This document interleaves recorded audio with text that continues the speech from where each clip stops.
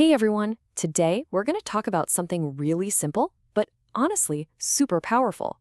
It's a way to find a little bit of peace in our crazy, hectic lives. And the best part? It's literally waiting right outside your door.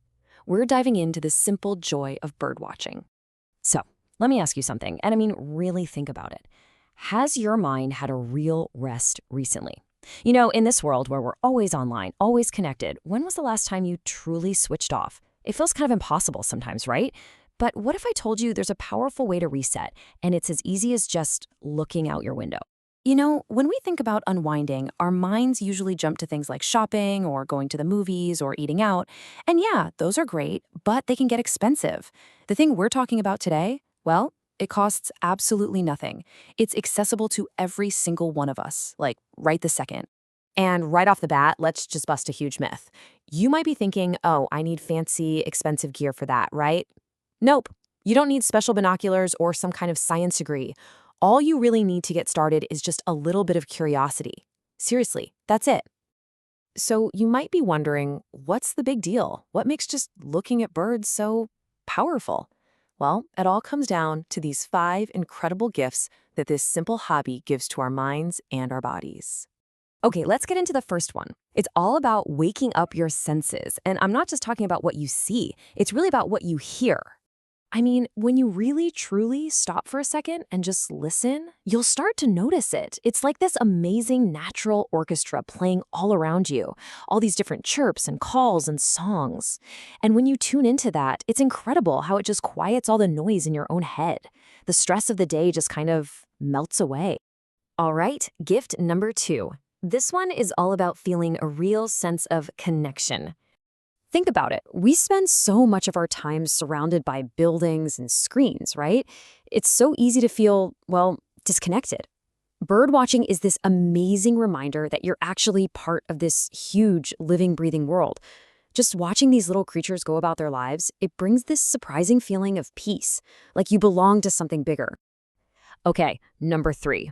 This is a big one. It's basically mindfulness, but without even trying. So when you're out there and you're really focused on spotting a bird, you're listening for that tiny rustle in the leaves, you're scanning the branches for a flash of color, your brain literally has no choice but to be right there in that exact moment. And all of a sudden, everything else you were worried about, it just kind of fades into the background. And number 4, oh, this one is just pure fun. It's the simple joy of discovery. You know how we walk the same paths every single day, pretty much on autopilot? Well, when you start to actively look for birds, you will be amazed at what you've been missing. That one moment where you spot this bright flash of color you've never ever seen before in your own neighborhood, it adds this whole new layer of wonder and joy to places you thought you knew inside and out. And finally, we've got gift number 5, and this one is a double whammy because it's good for your mind and your body. It's really as simple as this. To watch birds, you gotta get outside. It just naturally encourages you to walk around, breathe in some fresh air, and get your body moving. It doesn't matter if it's just a quick stroll through the local park or a bigger hike. It's such a natural boost for both your physical health and your mental state. Okay, so if you're feeling a little inspired by all this, you're probably thinking, all right, how do I actually do this? How do I start? Let's break it down. And trust me, you're gonna be surprised at just how easy it is. It really just comes down to 3 basic things. First, and honestly, this is the most important part, is your mindset. Just deciding to pay attention. Second, you gotta find a place to look. And third, there are a few tools, totally optional by the way, that can make it even more fun. Now for that second step, finding a place, I want you to forget about planning some huge expedition. Birds are literally everywhere. Your local park, a riverbank, the woods, even your own backyard or balcony. Seriously, just find any little patch of green or a spot with some water, and I guarantee you will find birds. And about those tools, let me say it again. They are 100% optional. Yeah, a simple pair of binoculars can be cool to see the details up close, and a little guidebook or a phone app can be fun for figuring out what you're looking at. But please, don't let a lack of gear stop you from starting. Your own eyes and ears are the only tools you really need. Okay, so before you run outside, there is one last super important thing we need to talk about. Let's call it bird watching manners. It's all about being a good, respectful guest in their world. Think of it like the birdwatcher's code of conduct. The main goal is to watch without disturbing them. That means keeping a good distance, give them some space, maybe around 20 meters. It means speaking softly and moving quietly. And this should go without saying, but never ever chase the birds. And of course, the golden rule of being outdoors, leave the place exactly how you found it.